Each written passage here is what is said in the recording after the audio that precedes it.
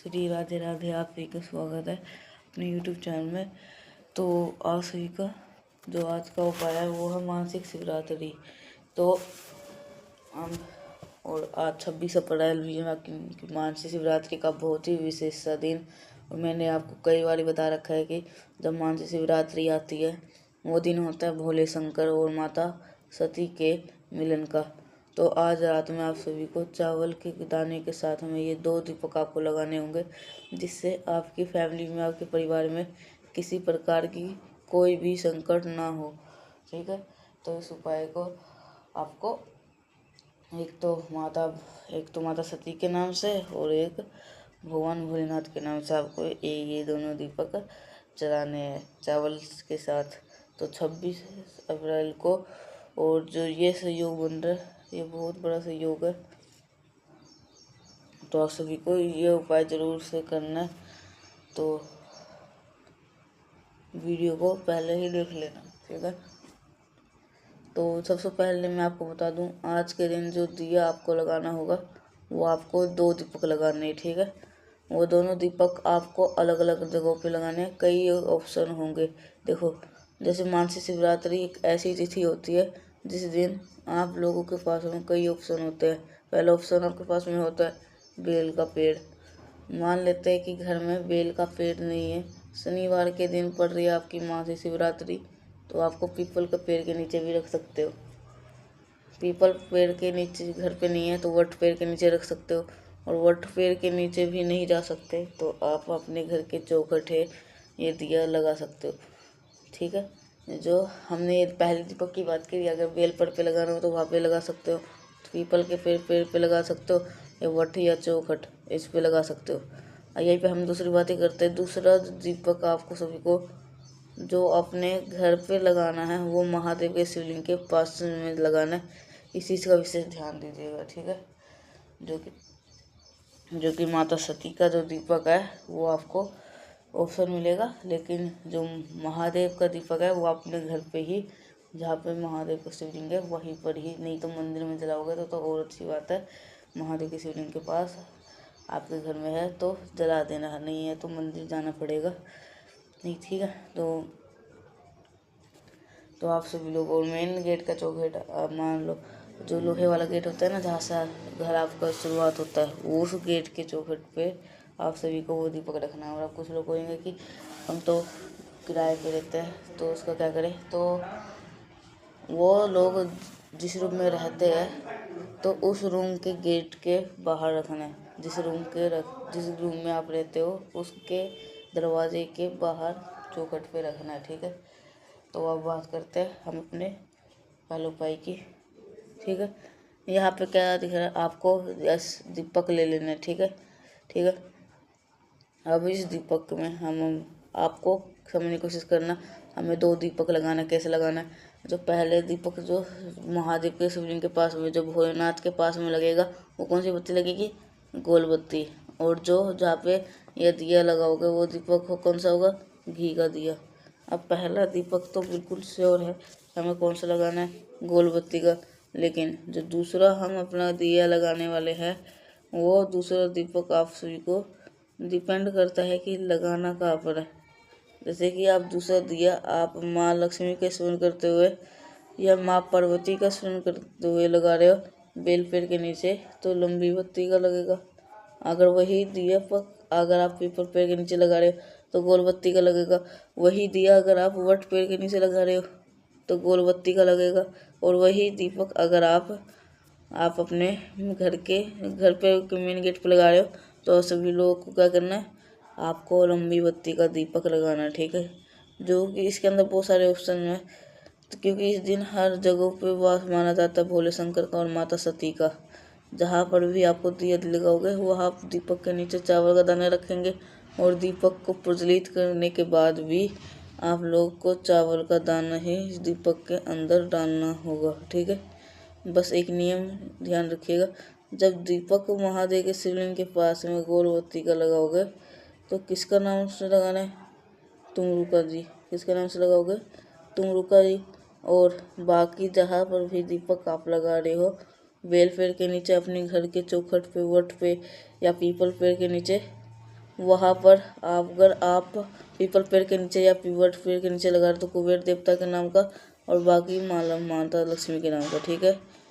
तो इसी नियम होता है इस उपाय का, इसलिए मैं आपसे कहता हूँ वीडियो को बहुत ध्यान से सुना करो।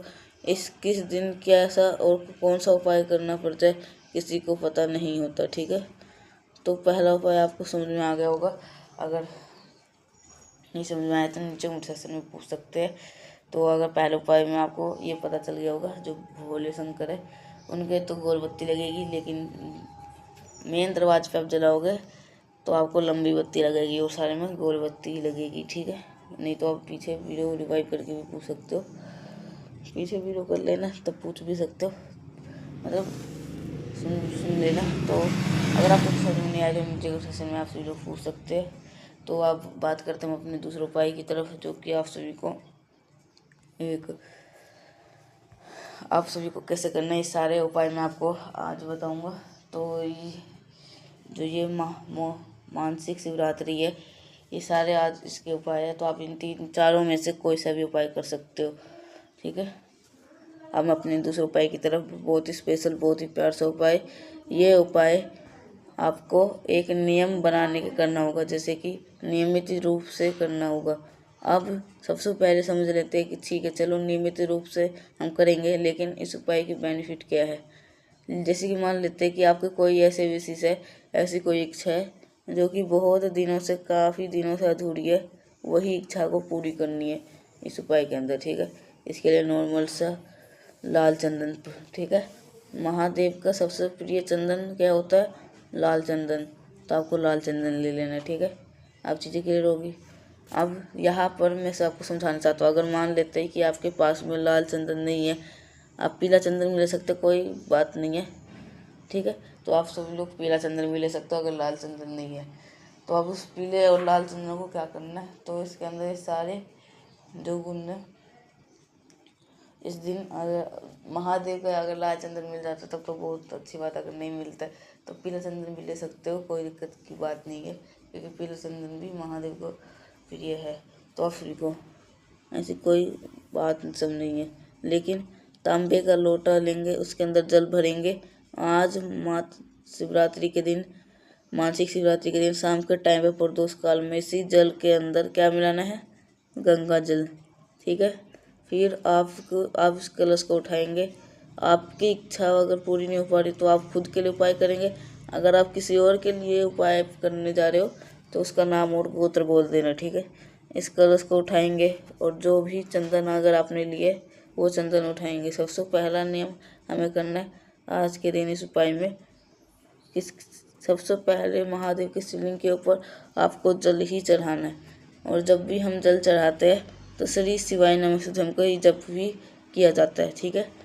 जल चढ़ा दिए, जल चढ़ाने के बाद में अब बारी आती है त्रिकुंड लगाने की।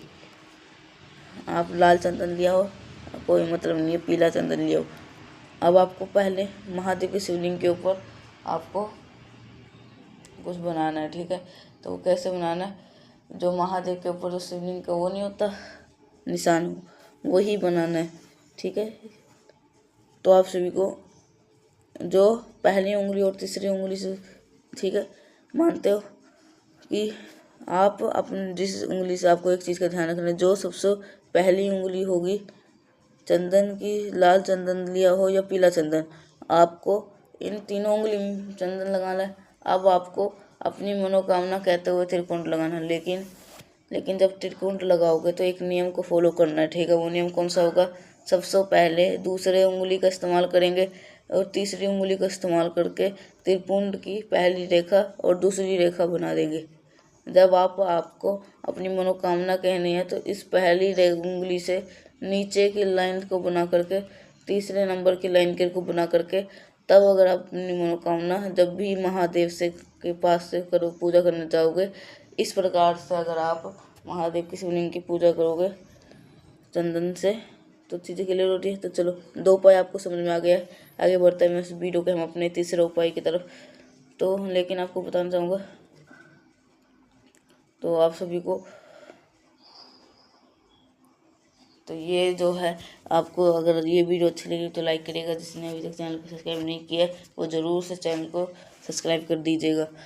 तो ये जो अगला उपाय है ये है रोग के लिए। तो इसको कैसे करना है ये सारे इसके अंदर बताऊंगा, तो आप सभी को ये उपाय ज़रूर से कर लेना है, ठीक है। तो ये उपाय कैसे करना है, तो ये सारे उपाय इसके अंदर आप सभी को ज़रूर से बताऊंगा। तो उससे पहले करिए वीडियो को लाइक, जिसने अभी तक चैनल को सब्सक्राइब नहीं किया वो ज़रूर से करिएगा चैनल को सब्सक्राइब। तो बात करते हैं अब इसे अपने तीसरे उपाय की तरफ, जो कि आप सभी को बेलपत्र के साथ में करना है। अगर आपको कुछ समझ में आए नीचे का सेशन पूछ सकते हैं, ये मैं हर वीडियो में बताता हूँ, तो इसलिए। और जो ये उपाय है इस तीनों में से आप कोई सा भी एक उपाय कर सकते हो। एक तो मनोकामना था, फिर जो मनोकामना आपकी पूरी नहीं होती, अब ये रोग वाला है जो कि आपको खुद कर सकते हो। अगर नहीं चाहे तो दूसरे के लिए भी कर सकते हो, ठीक है। त्रिकुंड बनाना है, जो कि पहली और दूसरी उंगली से, 3 उंगली होती है, पहली और दूसरी उंगली से आपको पहले करना है। फिर इसके बाद आपको जो है आखिरी वाली बीच वाली जो उंगली रह जाएगी उससे है ना बीच का अपनी मनोकामना बोल के खींच देना है, ठीक है। तो इसके बाद हो गया, यही था। आपको अगर मुश्किल लग रहा हो तो मैं आसानी से और बता दूंगा, आप कमेंट में खाली बोल देना। तो अब बात करते हैं अपने तीसरे उपाय की तरफ, ठीक है। को वो इंसान बहुत दिनों से बीमार है, आपको एक बेलपत्र लेनी है, एक बेलपत्र लेना होगा और एक इत्र ले लो। इत्र नहीं है तो कोई दिक्कत नहीं है, नॉर्मल सा बेलपत्र ले लो और गंगा जल ले लो, लेकिन कोशिश करना इत्र ज़रूर ले लो। पहले गंगा जल आपके ले आओ या इत्र ले आओ, उससे पूछ करके कुंदकेश्वर महादेव के नाम से लेपन कर देना। कहाँ पे, सीधा महादेव के शिवलिंग के पास ऊपर, ठीक है। लेपन करने के बाद में जो बेलपत्र की, उस बेलपत्र की इसी लेपन के किए हुए स्थान पर संपित करके उस व्यक्ति का नाम और गोत्र बोल देना और फिर 1 लोटा जल चढ़ा देना। रोगी व्यक्ति के लिए इससे इजी उपाय, इससे आसान उपाय आपको कोई नहीं हो सकता। बस ध्यान रखिएगा महादेव का कुंदुक रूप ध्यान रखना, यानी कि कुंदकेश्वर महादेव, ठीक है। चलो आप 3 उपाय समझ में आ गए। आगे बढ़ते हैं इस वीडियो के हम अपने, जब भी शनिवार का दिन आता है तो याद दिलाता हूँ, लेकिन उससे पहले इस वीडियो को लाइक है, जिसने अभी तक चैनल को सब्सक्राइब नहीं किया तो मेरी आवाज़ पहली बार सुन रहे चैनल को जरूर करिएगा सब्सक्राइब। तो ये है उपाय स्पेशली होगा हमारे घर परिवार के कष्ट को दूर करने के लिए, जिसके लिए आपको 1 चुटकी काला तिल लेना होगा और उस 1 चुटकी काले तिल को तांबे के लोटे में ही लेकर के अपने घर के आरो मटका परिंदा के पास में चले जाना, वहाँ पे खड़े होकर प्रार्थना कर लेना इससे अपने पितरों से, ठीक है। प्रार्थना करने के बाद में पूरे घर में एक बारी घूमना और घूमने के बाद में फिर लेकर के चले आना ये उस जल को महादेव के अवधूत रूप ध्यान रख करना। अवधूतेश्वर महादेव के नाम से अगर आप संपित कर देते हैं तो घर परिवार में जो संकट होंगे वो हमेशा के लिए दूर हो जाएगी। तो मैंने कोशिश करी आप सभी को सारे चीज़ों को ढंग से समझाने की। तो मिलते हैं अब नेक्स्ट पैसा, तब तक के लिए आप सभी को श्री शिवाय नमस्तुभ्यम।